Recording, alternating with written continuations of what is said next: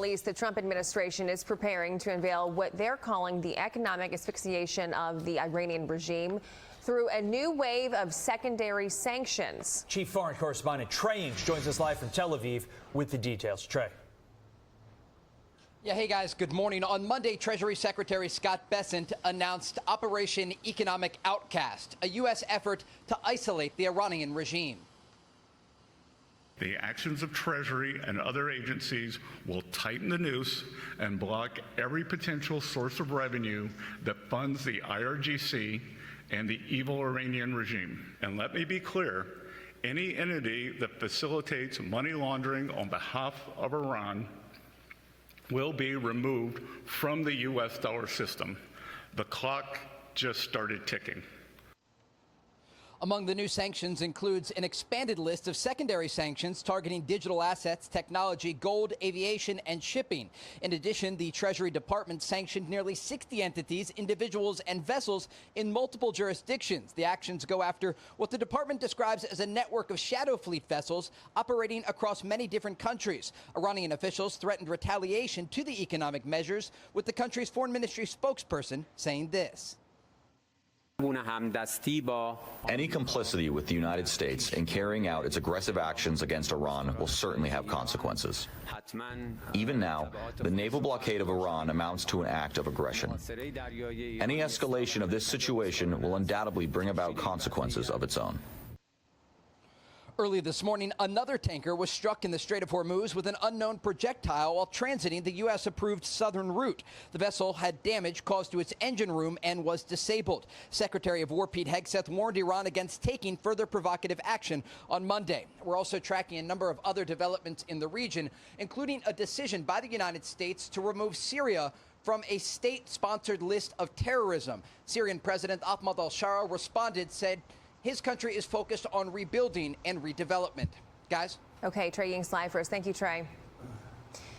And we're going to bring in former NSC Chief of Staff under President Trump, Alex Gray. Alex, thanks for coming on to talk about this. So basically what the administration's plan is to bring Iran to its knees, both economically as well as with, threatening military strikes. Is this going to be enough to get Tehran to just lay down and say, okay, enough is enough? Well, I think it's actually going to be a really significant piece of finally forcing the Iranian regime to recognize reality. And the reality is that they have limited cards to play. They've pushed their people to the brink of collapse. And there's really not much more that they can do realistically to counter the United States.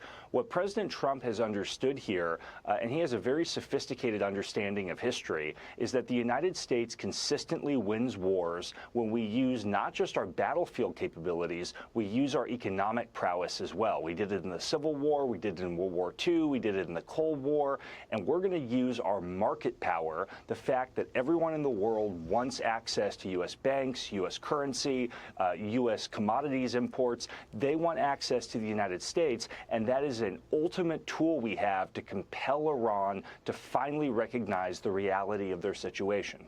Right, and I keep bringing this up because I think it's a very important thing to bring up, but you have the complete other issue of who in the world is even in charge in Tehran and who is making these decisions. I've said this countless times. I know a lot of people have, and that is obviously an issue that that people are honing in on. But my question is, how could this affect the world economy? Obviously, we have to end this war. This has to stop. It has to stop.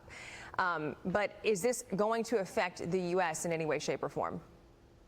Well, I agree with you completely, and I think the president, as much as anyone, wants to bring this war to a conclusion. He's accomplished most of his objectives, and using our overwhelming economic power is a great way and a historically sound way to bring it to a conclusion. I think the way that this is going to play out from an economic perspective on Americans and on the United States really more has to do with how our trading partners and how countries like China and India and others are going to react. And ultimately, we've heard a lot of speculation. Will the Chinese follow through on this? Will they actually listen to what the president and Secretary Bessent are saying?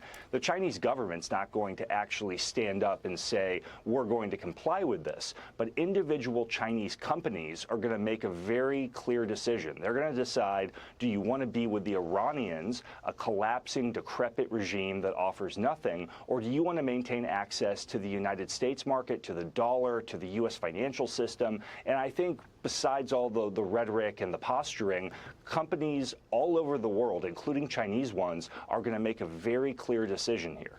Yeah, China might be our adversary, but money is always top of mind for them, and you cannot forget that. Alex Ray, thank you so much for your time. I appreciate it. Be sure to